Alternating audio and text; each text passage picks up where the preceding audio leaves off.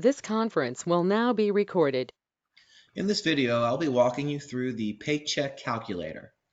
To access the calculator, on the left-hand side of your screen, you will select Payroll and then Check Calculator.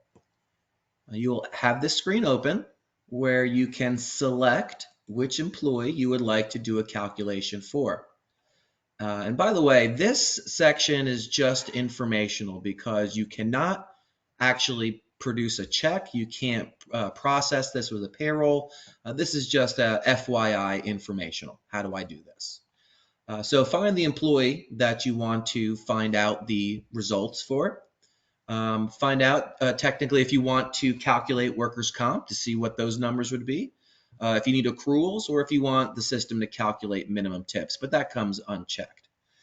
You have the ability to do a gross to net breakdown, of course, or you can even select a net to gross breakdown.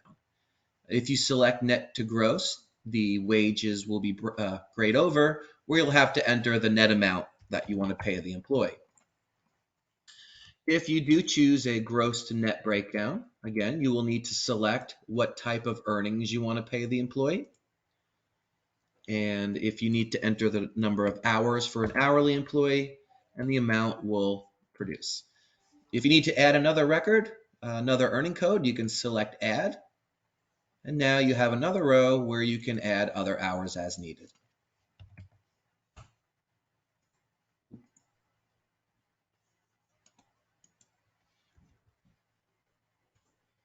All right. So scrolling down, the tax information is brought over from the employee's current setup. So if you like, you can block federal taxes from being withheld or state taxes. You can change the employee's setup if you needed to. Scrolling down further, we see any deductions on the employee's file. So if you needed to include any of them in the calculation, you can select those on the bottom as well. Once you have all your information in, you'll select Calculate.